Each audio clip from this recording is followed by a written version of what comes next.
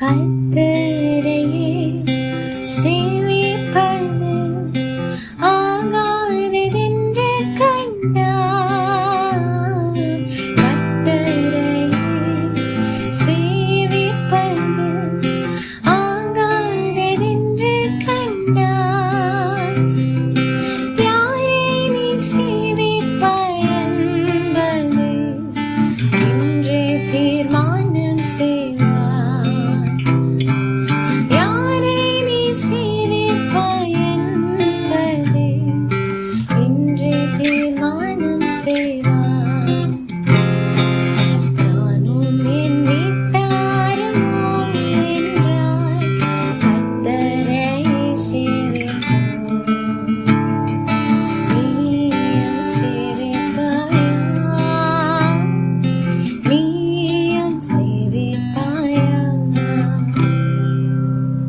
Praise the Lord. கர்த்தரும் இரட்சகருமாகிய இயேசு கிறிஸ்துவின் நாமத்தில் உங்கள் யாவருக்கும் என் அன்பின் வாழ்த்துக்கள். பாருங்கள் பிரியமானவர்களே, ஒரு அருமையான பாடலை நாம் கேட்டோம். எல்லாருக்கும் தெரிந்த ஒரு பாடல் தான். யோசுவா என்ற ஒரு தேவ மனிதன் சொன்ன ஒரு வார்த்தையை கொண்ட ஒரு பாடல் அது. ஆம், யோசுவாவின் புஸ்தகம் 24:15 யோசுவா தேவ ஜனங்களை பார்த்து கேட்கிறார். ஒரு பெரிய யுத்தத்தை யோசுவா செய்கிறார். அந்த யுத்தத்தில் 7 ஜாதிகளுடைய 31 ராஜாக்கள் முறியடிக்கப்படுகிறார்கள். அந்த வெற்றியை யோசுவா எடுத்து தேவ ஜனங்களுக்குரிய நிலத்தை அவர்களுக்கு பங்கிட்டு கொடுக்கிறார். கொடுத்துவிட்டு சொல்கிறார், இதற்கெல்லாம் காரணம் தேவாதி தேவனுடைய கிருபை, அவர் கொடுத்த பலன், அவருடைய ஈவு என்று சொல்லிவிட்டு இந்த தேவனை கடைசி மட்டும் உண்மையாய் சேவியுங்கள், இந்த உண்மையான தேவனை விட்டு விலகி போகாதீர்கள் என்று தம் ஜனங்களுக்கு கட்டளையிட்டு சொல்கிறார். நான் வாசிக்கட்டும். கர்த்தரை சேவிக்கிறது உங்கள் பார்வைக்கு ஆகாததாய் கண்டால் பின்ன யாரை சேவிப்பீர்கள் என்று இன்று தெரிந்து கொள்ளுங்கள். நதிக்கு அப்புறத்தில் உங்கள் பிதாக்கள் சேவித்த தேவர்களை சேவிப்பீர்களோ, நீங்கள் வாசம் பண்ணுகிற தேசத்து கொடிகளாகிய எமோரியரின் தேவர்களை சேவிப்பீர்களோ, நானும் என் வீட்டாருமோ வென்றால் கர்த்தரையே சேவிப்போம் என்றான். Joshua 24:15. And if it seems evil to you to serve the Lord, choose for yourself this day whom you will serve, whether the gods which your fathers served that were on the other side of the river, or the gods of the Amorites in whose land you dwell. But as for me and my house, we will serve the Lord.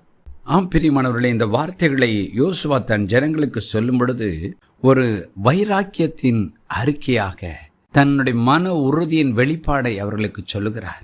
அவர் எடுத்திருக்கிற தீர்மானத்தை மிக தெளிவாய் தேவ ஜனங்களிடத்தில் சொல்கிறார். நானும் என் வீட்டாருமோ வென்றால் கர்த்தரையே சேவிப்போம். பாருங்கள், யோசுவாவின் குடும்பம் தேவனை சேவிக்கிற குடும்பமாக இருந்ததினால் யோசுவாவின் குடும்பம் மாத்திரம் ஆசீர்வதிக்கப்படவில்லை, யோசுவாவின் மூலம் முழு தேவ ஜனங்களும் ஆசீர்வதிக்கப்பட்டார்கள். யோசுவாவின் மூலம் 7 ஜாதிகளும் 31 ராஜாக்களும் முறியடிக்கப்பட்டார்கள். இன்றைக்கு இந்த வார்த்தைகளை கேட்டுக்கொண்டிருக்கிற தேவ ஜனமே, நாமும் நம்முடைய குடும்பமும் தேவனை சேவித்து அவருக்கு சாட்சியாய் வாழும்போது நாம் மாத்திரமல்ல, நம் மூலம் நம்மை சுற்றிலும் இருக்கிற ஜனங்கள் ஆசீர்வதிக்கப்படுவார்கள், விடுவிக்கப்படுவார்கள், அவர்களுக்குரிய ஆசீர்வாதங்களை பெற்றுக்கொள்வார்கள். ஆகவே தான் பக்தனாகிய பவுலும் சீலாவும் சிறைக்குள் வேதனையை அனுபவிக்கும் பொழுதும் கர்த்தரை துதித்து பாடுகிறார்கள். அப்பொழுது ஒரு பூமி அதிர்ச்சி ஏற்பட்டு அந்த சிறைச்சாலைக்காரன் ரட்சிக்கப்படுகிறான், கிறிஸ்துவை ஏற்றுக்கொள்கிறான்.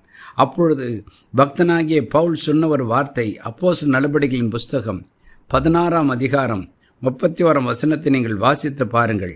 அதில் சொல்லப்பட்ட ஒரு வார்த்தை, அதற்கு அவர்கள் கர்த்தராகிய இயேசு கிறிஸ்துவை விசுவாசி, அப்பொழுது நீயும் உன் வீட்டாரும் ரட்சிக்கப்படுவீர்கள் என்று சொல்லி.